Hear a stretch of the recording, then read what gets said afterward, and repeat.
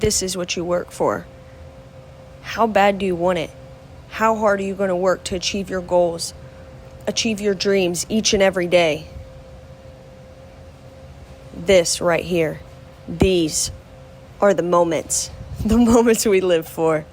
Shelly Elrod will face off against Steve Dunn in the finals for $100,000 here on Moser Engineering Friday. All right, so we're back at the shop here with Shelly Elrod, aka Mama Shells.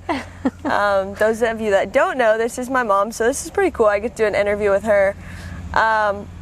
We just got back from the spring fling, or fall fling, bracket races in Bristol.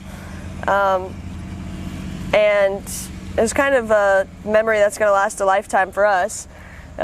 She got to stage the Chevy 2 in a 100K race, ended up running up to Steve Dunn, and not our whole family was there, but our second family, the Halls, were there. Our racing family was there to support us. So overall, it was just a great experience. But tell us a little bit about, you've been around drag racing your whole life. So talk to us about how you got started, because I believe it was like 3 years ago.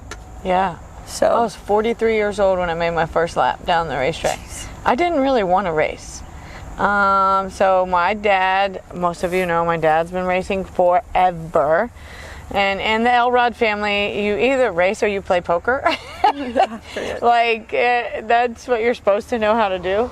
And all my siblings do both, and I didn't do either. I'm like a black sheep. The I just oddball. thought of that. I didn't do either. And then I don't even know what made Travis go. Well, he was talking about building the Blazer. And I was like, okay, I'd drive a door car because it feels like a street car to me. I don't know why. It's weird, I know. But I never had the desire. And then he said, no, you can drive the Chevy 2. I couldn't reach the pedals. And so we put this mat behind us. It's like very long, very thick, so I could get up on the wheel. And we went to Dragway 42, and he let me make 3 laps. I couldn't do a burnout. I was going way too high. That thing was grenading at 8. And then all of a sudden he said, listen, you're not going to keep wearing it out. You're either going to race or you're not. And we went to Kilcare. And when you woke up, it was Friday, the 100K in Bristol.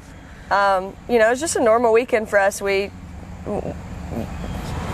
never put any pressure on me to, you have to win this race to, be able to continue going. So it's always been a fun atmosphere for us. So I don't know, we woke up that morning and we're like, here we are, just racing for $100,000, playing our music at our pitch, just hanging out. And I don't know. Set up our booth. Yeah. I believe for me, it was probably when she got the buy at 10 cars, I was like, uh-oh, this is real. I mean, you start with 425 cars. Yeah. And to make it down to 10 is obviously a huge achievement.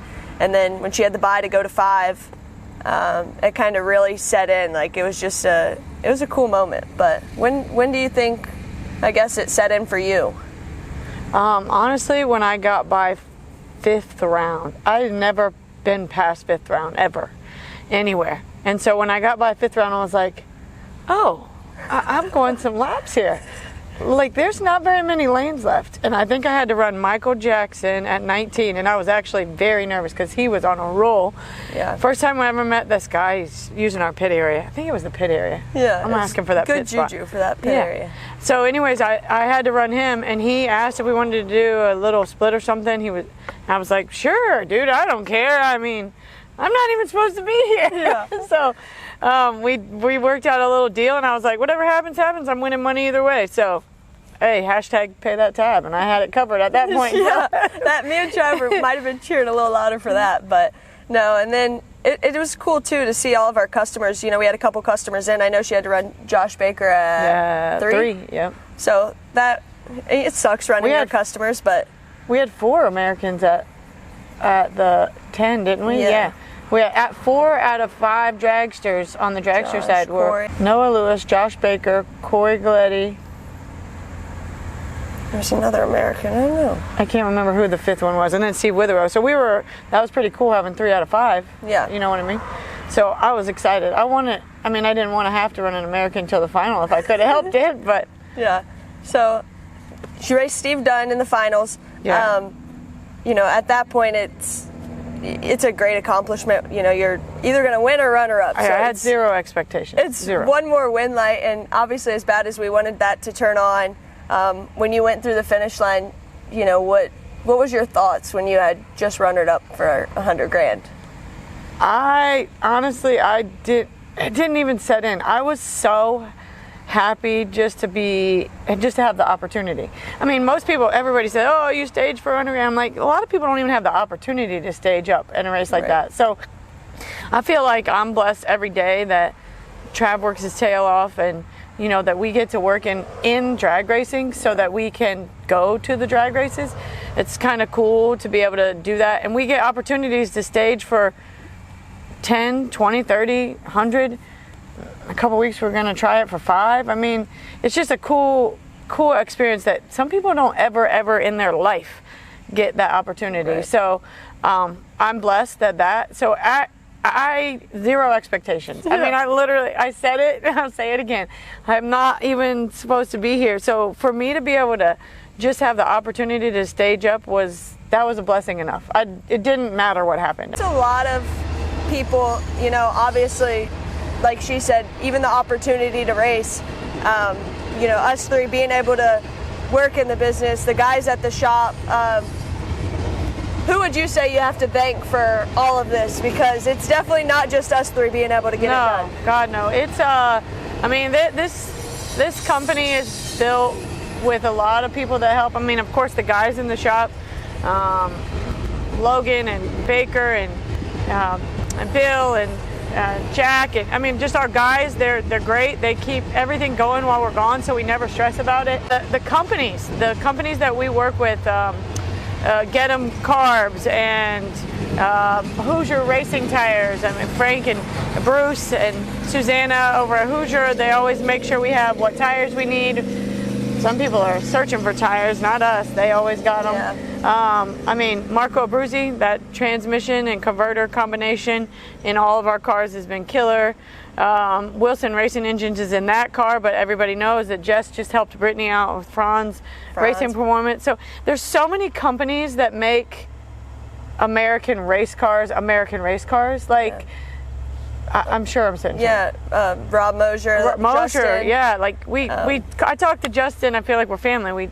We email orders in every single week. Every one of our cars has a Mosier housing in it. It's just what we do. Yeah. Fuel Factory, Penske Racing Shocks. It's crazy how many companies go into making this better. Yeah. Going into making this American race cars what American race cars is, you know? Right, yeah. And it's a lot of like who we support and who supports us is just what she said. It's a family atmosphere. I mean, it doesn't matter if it's 7 a.m. or 7 p.m. We can give Rob Mosier, Marco Abruzzi, Eric Davis, Jason Lynch, Mia Tedesco. Yeah, we were out of alcohol. We were running low. We had one drug left, and we had brought 2. And we're thinking, oh, we'll be fine. No one thought Shelly would go. Nobody's supposed to go laps, right? Yeah. So we were running low on alcohol. That hasn't happened. That was a first. Well, that's happened. Trav decided to go racing the weekend before. He surprised us and let us race the weekend before. So we weren't prepared. So we ran over there. Of course, me and Jason hooked us up with alcohol. So we had the methanol we needed. I mean, I remember Rob rolling up probably right before I got the buy. Him and Max rolled up and filled the cooler for Travis because that was a job. So they're not just helping us with parts. They are helping us. They're as happy for us as we are, I think, you know? Yeah. I mean, Marco and Nick were calling us. McCarty Auto Parts, Carol and Bug, they've kind of been there since day one. They're definitely like family.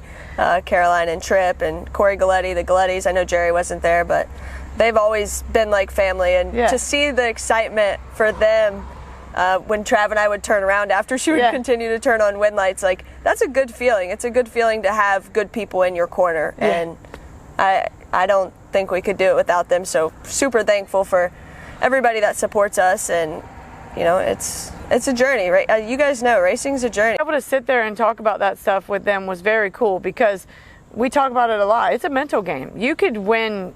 I didn't win a round the first 7 races we went to this year. Not one round. Very defeating, but you have to keep going, and that's kind of, I think that's the most challenging. It is talent. I'm not taking anything away, but it's talent. You have to have good components in your chassis that work. Right. You have to stay mentally focused, though. Yeah. Some people get jittery and I think we started that day at like 9 a.m. She made her first pass, and then her last pass I think was at like 10 or 11 p.m. So 10:15 Yeah. I think it was. So Yeah. it's I was a long starving. day of we got to stay superstitious. If she didn't eat, she's not gonna eat. yeah, we so. are superstitious. That's But- why Jamie watched it in the bedroom. Yeah. Made everybody watch it in her bedroom. Cram in her bedroom. She called you every round, not me, because No, just we are. but it's like I said, thanks to Peter and the entire Fling staff for putting the race on.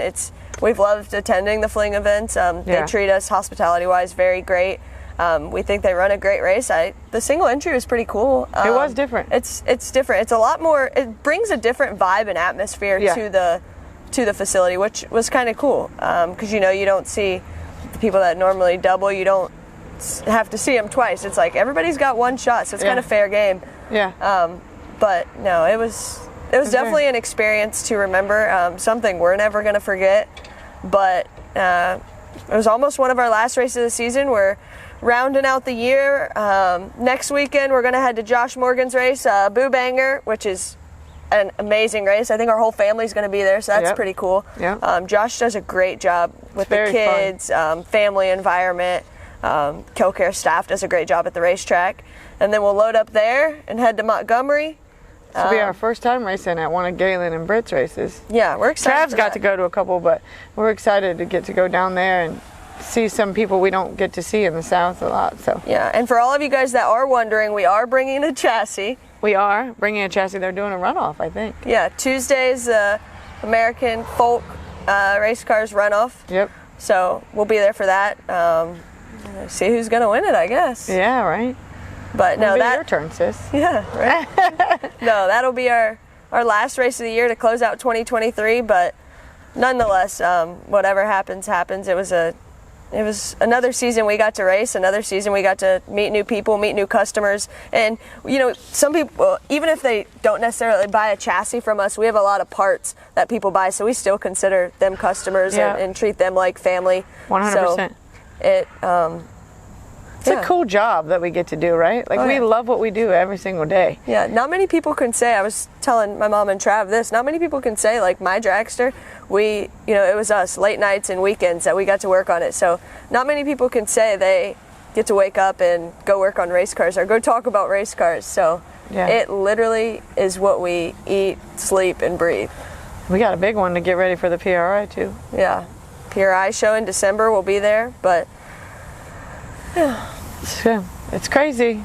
I still pinch myself a little bit, but hey, reality, wake up. We're gonna try it again. It's very cool, very cool. Yeah, well, thank you guys for watching. We'll hopefully see you guys at Boo Banger. If not, Montgomery, and then PRI show in December. We'll be there. We're gonna showcase Mom's new Blazer, so maybe I'll give you guys a sneak peek of that. Alrighty, thanks for watching.